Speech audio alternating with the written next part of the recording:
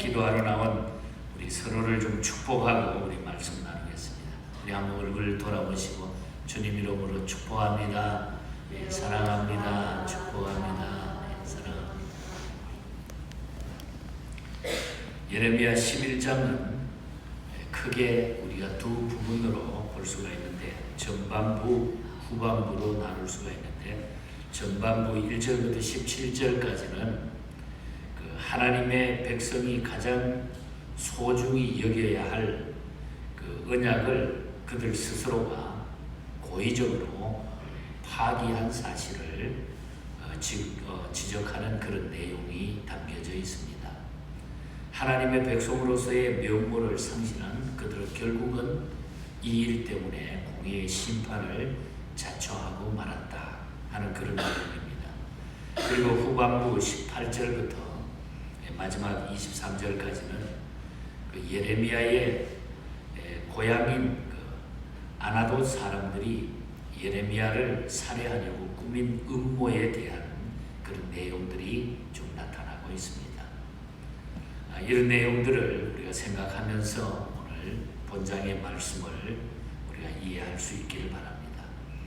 유다와 이스라엘 백성들은 세계 만민 중에서 선민으로 하나님의 부르심을 받았습니다. 그런데 그들은 하나님께 부름 받았다고 하는 것이 얼마나 귀한 특권인가를 잊어버리고 살았다는 것입니다. 하나님이 선택해 주시고 하나님의 자녀로 만들어 준 것을 잊어버렸다는 거예요. 이건 아주 큰 일인 거죠. 그래서 오늘 이 본문에서는 이 점을 상기시켜주고 있는 것입니다.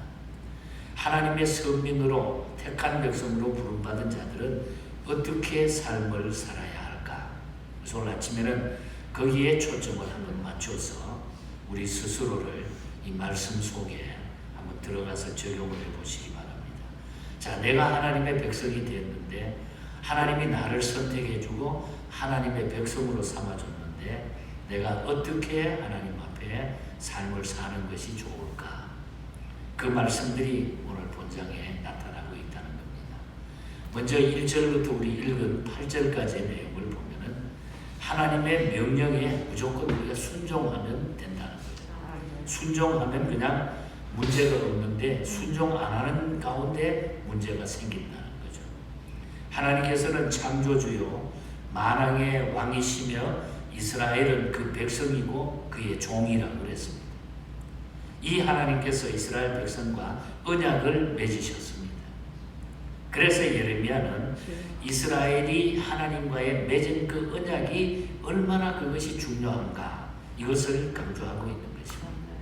오늘 하나님이 저와 여러분을 택해 주시고 하나님과 저와 여러분 관계 속에 하나님이 얼마나 그것이 중요한 것을 우리에게 알려주셨는데 그걸 잘 알라는 거죠. 하나님하고 나와의 관계. 자, 그럼 언약을 맺으신 그 목적이 무엇일까요? 하나님이 우리와 언약을 맺은 그 목적이 그것은 하나님께서 자기 백성과의 관계를 공고히 하시기 위해서라는 거예요. 더 가까이 하고 더 공고히 다지기 위해서 하나님은 언약을 맺어주셨다는 거죠. 여기에 창조의 목적이 있고 구속의 목적이 있다는 것입니다. 따라서 하나님께서는 우리에게 온갖 명령을 내리실 권리가 있다고 하는 말씀인 것입니다. 그 명령에 순종하지 않고 언약을 파기하면 그에 따르는 형벌을 우리가 자동적으로 받게 된다. 그래서 오늘 본문에도 그에 따르는 형벌을 받는다, 심판을 받는다, 그렇게까지 무섭게 말하고 있지 않습니까? 하나님의 언약을 좇지 아니하면은 오늘 저주를 받을 것이다. 그렇게까지 말하고 있어요. 저주를. 이 3절 마지막에 보면 이 언약의 말을 따르지 않는 자는 저주를 받을 것이니라. 무서운 이야기잖아요. 하나님이 저주한다. 이거는 너무너무 무서운 일입니다. 언약을 파기하면 형벌을 받을 수밖에 없다. 하나님께서는 이스라엘의 열조와 약속을 절대로 파기하지 않는 분입니다. 그러므로 우리에게 언약을 지키라고 말씀하시는 거예요. 또 순종할 것을 요구하고 또 그 권리도 우리에게 있다는 것입니다.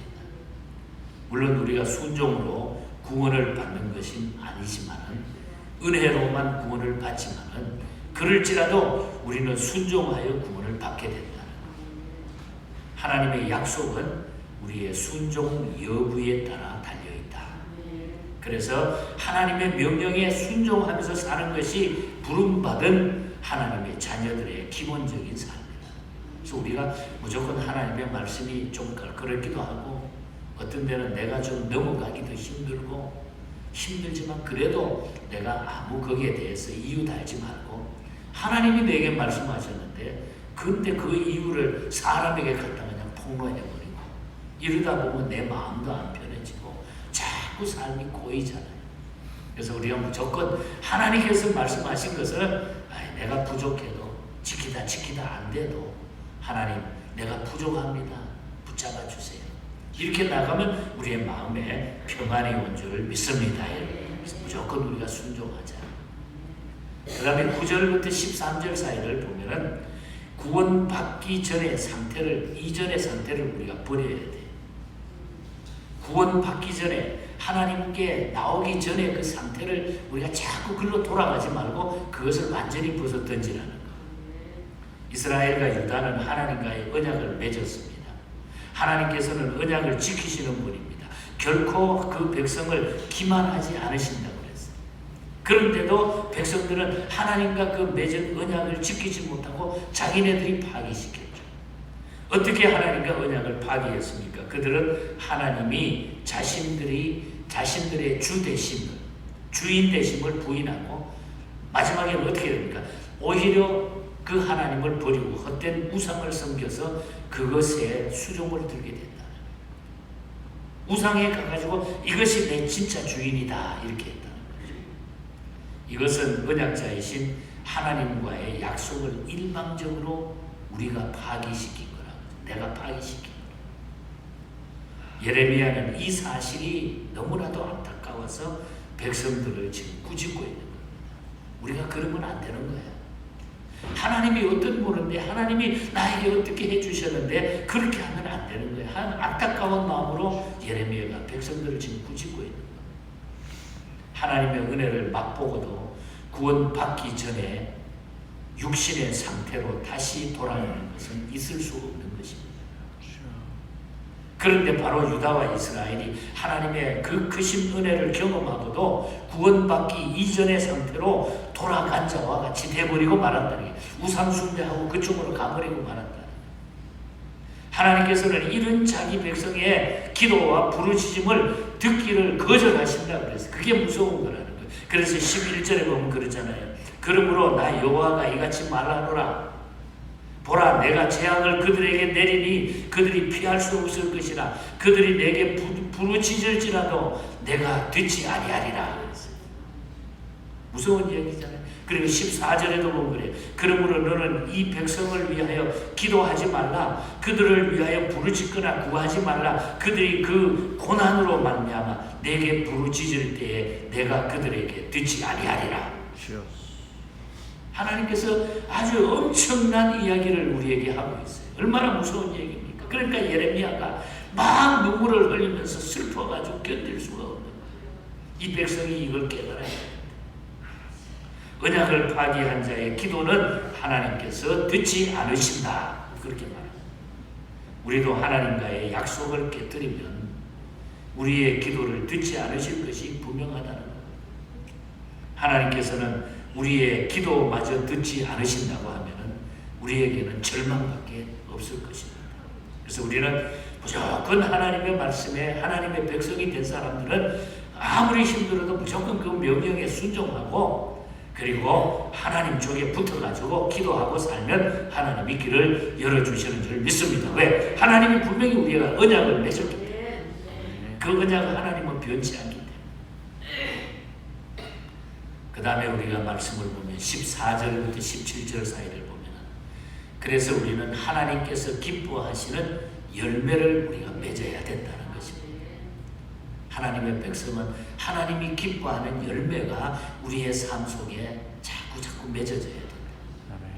이스라엘과 유다 백성들은 가나안의 모든 죄악을 청산하고 가나안을 거룩한 땅으로 변화시킬 사명이 그들에게 있었습니다. 그러나 그들은 사명을 망각하고 가난의 문화에 젖어가지고 현실과 타협하고 거기에 안주해버리고 말았다는 것입니다. 그래서 가난의 이방 신들 이걸 막 갖다 섬기고, 그래서 이방 민족과 길을 같이 심판을 받게 돼요. 이방 민족하고 이방 결혼해버리고 마음대로 하나님의 말씀을 벗어난 행동들을 그냥 삶들을 살아서, 그래서 이방 민족과 같이 심판을 받게 된다. 하나님께서는 좋은 열매를 맺는 감람나무를 기대하고 심고 가꾸었지만 엉뚱한 열매를 맺었으므로 그 가지를 잘라버린다, 꺾어버린다 그랬어요. 그래서 16절에 보면 마지막에 큰 소동 중에 그 위에 불을 태웠고 그 가지는 꺾였도다. 하나님이 꺾어버린다는 거죠. 가지가 꺾였다. 여러분, 우리가 살다가 이렇게 뭐가 다 꺾어진다 그럴 때 얼마나 그 아픕니까? 나무도 꺾어지면 보기가 흉하죠. 하나님이 꺾어버린다. 하나님께서 우리에게 요구하시는 것이 무엇인지를 우리가 알아야 됩니다. 말씀을 듣지 않고 자기의 생각대로 살면 우리가 좋은 열매를 맺을 수가 없죠. 그래서 우리는 하나님 앞에 순종함으로 하나님이 기뻐하는 열매를 여러분들이 많이 맺으시기를 축복합니다. 이미도 많이 맺고 계시지만은 더 많이 하나님 앞에 가기 전까지 더 많이 여러분 열매를 많이 맺으시기를 축복합니다. 하나님이 기뻐하시는 내가 기뻐하는 건 바로 내 욕심을 따라서 열매 맺지만 하나님이 기뻐하는 열매를 맺으시는 겁니다. 끝으로 18절에서 23절까지 마지막에 보면은 이 모든 문제를 그래서 우리는 하나님께 맡기라는 거예요. 내가 하려고 그러면 안 된다. 하나님께 맡기라. 선지자 예레미야의 설교를 들은 아나도 사람들은 예레미야를 살해할 의무를 겁니다. 18절에 23절 이 아나돗은 예레미야의 고향입니다. 고향. 그런데 그 고향의 사람들이 자기를 너무나 잘 아는 고향 사람들이 예레미야가 바른 말을 해주고 이렇게 바른 이야기를 해준다 그래가지고 예레미야를 살해할 음모를 꾸몄다는 거예요. 죽이려고 그랬다는 거예요. 이것을 하나님의 계시로 예레미야가 저절로 알게 돼요. 그래서 18절에 보면은 여호와께서 알게 하셨으므로 내가 그것을 알았나이다. 하나님이 알려주신 알게 했다. 이 사람들이 자기를 죽이려고 하는 그 음모 꾸미는 것을 예레미야가 알았다. 예레미야는 생명의 위협을 느끼고 모든 것을 그래서 감찰하시는 하나님께 이 문제를 맡기기 위해서 내가 해결하지 아니하고 하나님 이 문제는 내가 할 수가 없습니다. 하나님 이 문제를 해결해 주시기 바랍니다 하고 자기의 모든 일어나는 문제를 하나님 앞에 다 맡겼다는 거죠. 하나님께서 하나님께 자신을 맡긴 예레미야는 어떻게 됩니까? 20절에 가서 보면은 공의로 판단하시며 사람의 마음을 감찰하시는 만군의 여호와여 나의 원통함을 주께 아뢰어 사오니 그들에 대한 주의 보복을 내가 보았나이다. 하나님이 다 보복해 주시더라. 다 맡기고 나니까 내가 아무것도 안 했는데도 하나님이 다 해주시더라. 하나님이 다 해주시더라. 그래서 우리는 인생을 살면서 크고 작은 문제, 물론 내가 노력해야 될 건 해야 되지만 할 수 없는 일은 하나님께 맡기시라는 거예요. 맡기고 기도하면 하나님은 분명히 우리의 길을 열어주시고 복을 주실 줄 믿습니다. 예레미야는 보호를 받고 그를 해치려고 한 아나도 사람들은 재앙을 받게 되었습니다. 그래서 22절과 마지막 23절을 제가 읽어드립니다. 22절입니다. 그러므로 만군의 여호와께서 이와 같이 말씀하시니라.